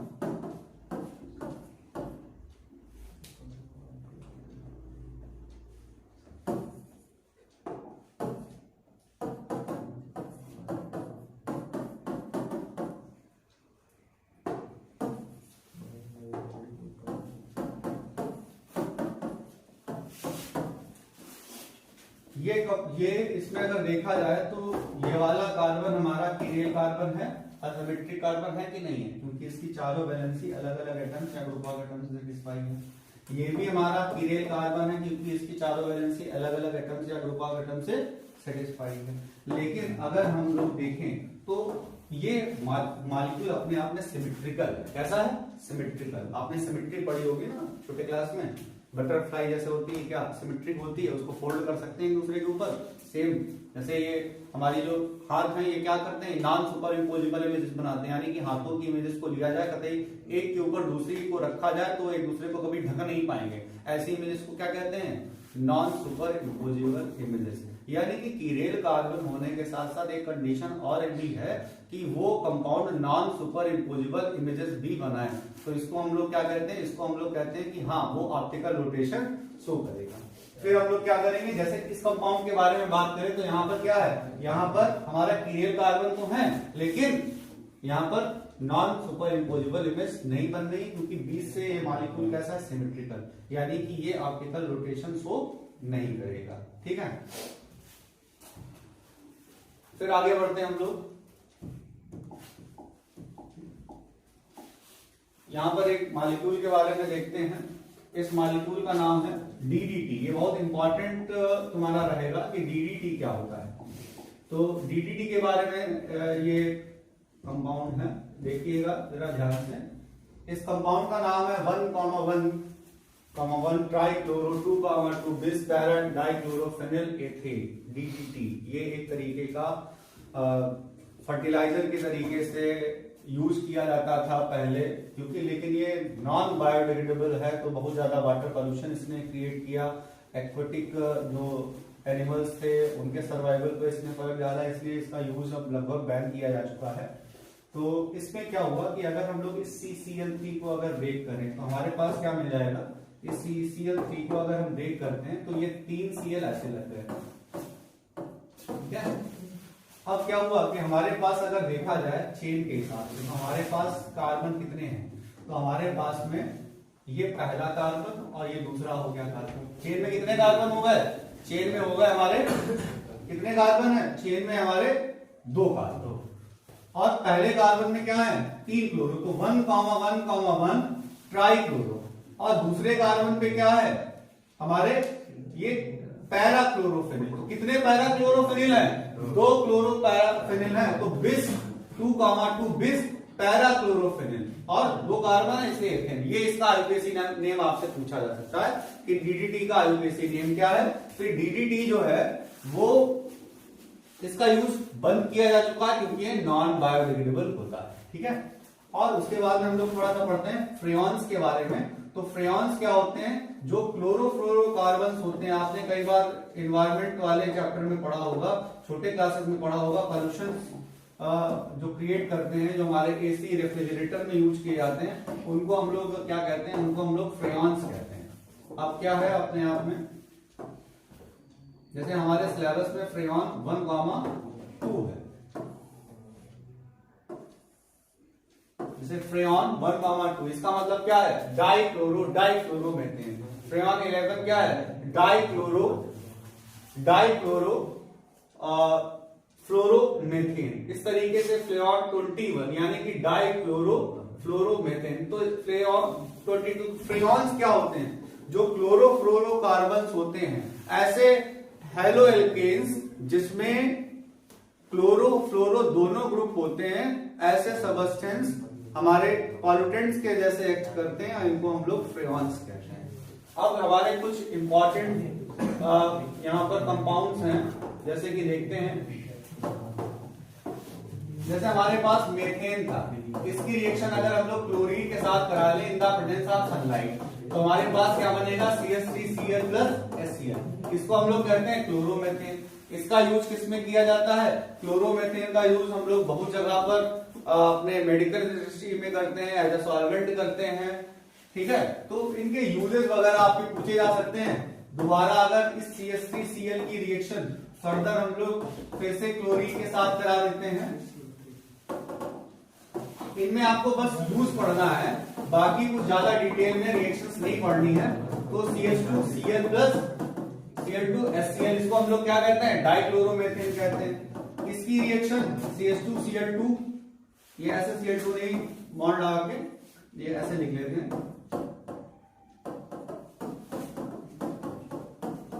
अब ये CH2Cl2 है, इसकी रिएक्शन क्लोरीन के साथ फिर से हो जाती है, तो CHCl3 बन जाता है। इसको हम लोग क्लोरोफॉर्म कहते हैं। इससे एक इंपॉर्टेंट क्वेश्चन बनेगा अभी। और इस CHCl3 की रिएक्शन अगर क्लोरीन के साथ हो जाए और ये सारी रिएक्शन सनलाइट की प्रेजेंस में होती हैं, तो हम लोग इसको क्या कहते हैं, इसको हम लोग कहते हैं क्लोरोफॉर्म। क्या कहते हैं इसको कहते हैं क्लोरोफॉर्म, ठीक है। इसको हम लोग क्लोरोफॉर्म कहेंगे। और थोड़ा सा यहाँ पर ध्यान देंगे कि क्लोरोफॉर्म में पूछा जाता है कि इसको डार्क कलर्ड बॉटल्स में ही रखा जाता है। क्लोरोफॉर्म को कहा जाता है डार्क कलर्ड बॉटल्स में रखा जाता है। तो डार्क कलर्ड बॉटल्स में क्यों रखा जाता है, क्योंकि सनलाइट की प्रेजेंस में ये एयर के साथ रिएक्शन करके फास्जीन गैस बना लेते हैं बच्चों। कौन सी, फास्जीन गैस, COCl2। कौन सी गैस बनाते हैं, फास्जीन गैस बनाते हैं। अब इस फास्जीन गैस ना बने, इसके लिए हम लोग क्या करते हैं, उसको डार्क कलर्ड बॉटल्स में रखते हैं। और दूसरा थोड़ा सा एथेनॉल भी मिला देते हैं। एथेनॉल मिलाने से क्या होता है, वो डाइएथिल कार्बोनेट बना लेता है, जिससे कि अगर थोड़ी सी फास्जीन बन भी जाएगी जो कि हाईली पॉइजनस होती है, वो हमारी डाइएथिल कार्बोनेट में कन्वर्ट हो जाएगी और हमारा कंपाउंड बच जाएगा, ठीक है। तो यहाँ पर इस चैप्टर में जितनी भी मेजर चीजें थी, जो मेजर कॉन्सेप्ट थे, वो हमने यहाँ पर तैयार कर लिए। इनको तैयार करने के बाद में हम लोग थोड़े से वन लाइनर क्वेश्चन या 2 मार्क्स क्वेश्चन यहाँ पर पढ़ेंगे। कुछ क्वेश्चन हमने आपके यहाँ पर लाए हैं जो मोस्ट वन लाइनर 1 मार्क्स या 2 मार्क्स के क्वेश्चन हैं।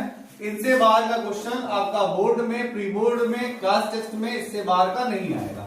अगर वन लाइनर, तो vinyl chlorides are less reactive than ethyl chlorides. तो वाइनिल क्लोराइड का फार्मूला पहले देखते हैं। तो वाइनिल क्लोराइड का जब फार्मूला आता है, तो ये हमारी वाइनिल क्लोराइड है।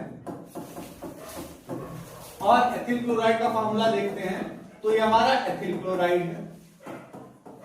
अब यहाँ पर हम लोग देखें वाइनिल क्लोराइड और एथिल क्लोराइड्स के बारे में, ठीक है। ध्यान से देखना, इधर अपनी टॉपिक बंद करो, तब तक इधर ध्यान देना।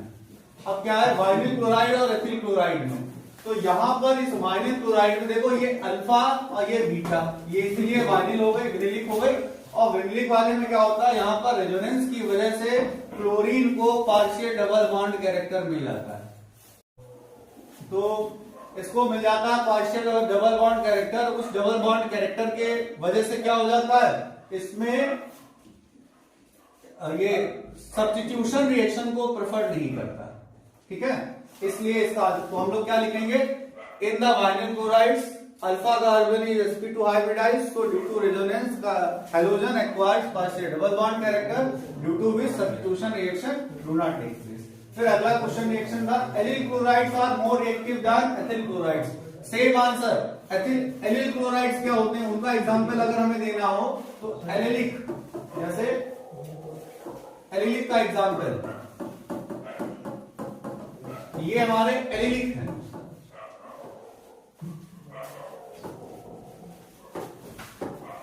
और इन एलिलिक में क्या है, ठीक है, ये एलिलिक हैलाइड है। और इस एलिलिक हैलाइड में क्या हुआ कि अगर इसमें हाइब्रिडाइजेशन होगा तो क्या एक्वायर करेगा, कार्बोकैटायन फॉर्म होगा। और जब इसमें कार्बोकैटायन फॉर्म होगा तो इसकी रिएक्टिविटी बढ़ जाएगी। आयोडोफॉर्म शोज एंटीसेप्टिक प्रॉपर्टीज, क्योंकि आयोडोफॉर्म यहाँ पर क्या करती है, एक जर्मिसाइड की तरह एक्ट करती है। क्या फॉर्मूला होता है आयोडोफॉर्म का, आयोडोफॉर्म टेस्ट हम आगे आपके किसी दूसरे वीडियो में बनाएंगे। CH3 हमारा आयोडोफॉर्म है, ये इसके अंदर जर्मिसाइड की प्रॉपर्टीज होती है, इसलिए एंटीसेप्टिक की तरह बिहेव करता है। फिर haloalkane show nucleophilic substitution reaction while haloarenes undergo electrophilic substitution reaction more easily. जैसा कि हमने इस वीडियो में आपको क्लियर किया है कि हेलोएरीज में क्या था, हेलोएरीज में रेजोनेंस की वजह से कार्बन और हेलोजन का bond partial double bond character acquire कर लेता है। आर्थो पैरा पोजीशन पे इलेक्ट्रॉन डेंसिटी बढ़ जाती है, तो जो इनकमिंग ग्रुप है वो आर्थो पैरा पोजीशन पे अटैक नहीं कर पाता और सब्स्टिट्यूशन रिएक्शन भी प्रेफर नहीं करता, इसलिए। और जो हमारा हेलोएल्केन है, इसमें ये पार्शियल निगेटिव, ये पार्शियल पॉजिटिव, ये आसानी से न्यूक्लियोफिलिक सब्स्टिट्यूशन रिएक्शन देते हैं, ठीक है। अब हम लोग आगे की तरफ बढ़ते हैं, तो अगला क्वेश्चन है हमारा,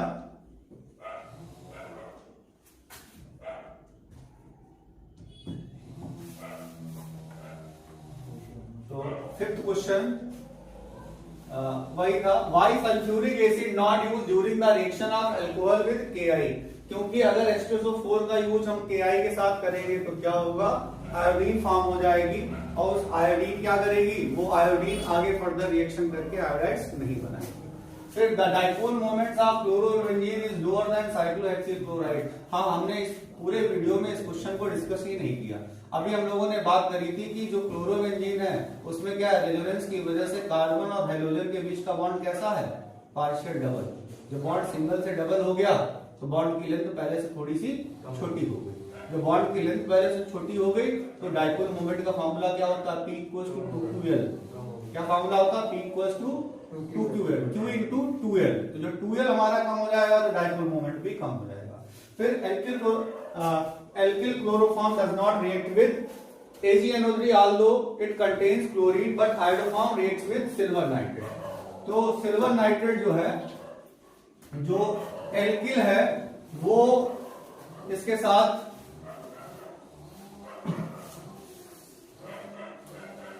एल्किल क्लोरोफॉर्म्स हैं, इनके पास अल्फा, यहां पर इस क्वेश्चन की बात करें तो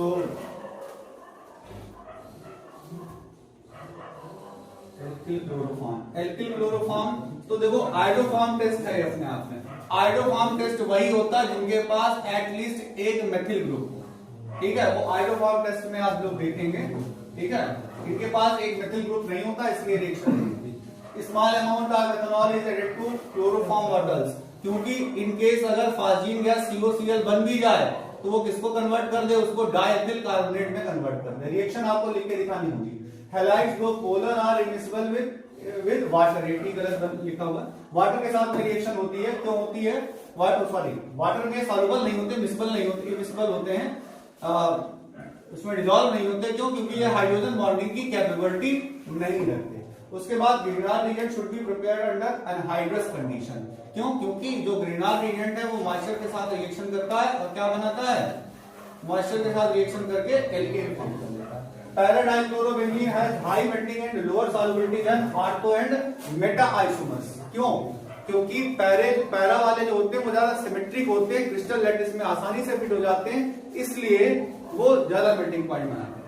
फिर the treatment of alkyl chloride with aqueous KOH leads to the formation of alcohol, but in the presence of alcoholic KOH alkenes are the major product. तो जो एक्वस KOH है वो वाटर की प्रेजेंस में स्ट्रॉन्ग न्यूक्लियोफाइल के जैसा act करता है, और अल्कोहलिक KOH में वो उतना स्ट्रॉन्ग न्यूक्लियोफाइल नहीं एक्ट करता, तो इसलिए वो सब्स्टिट्यूशन के बजाय एलिमिनेशन रिएक्शन देता है।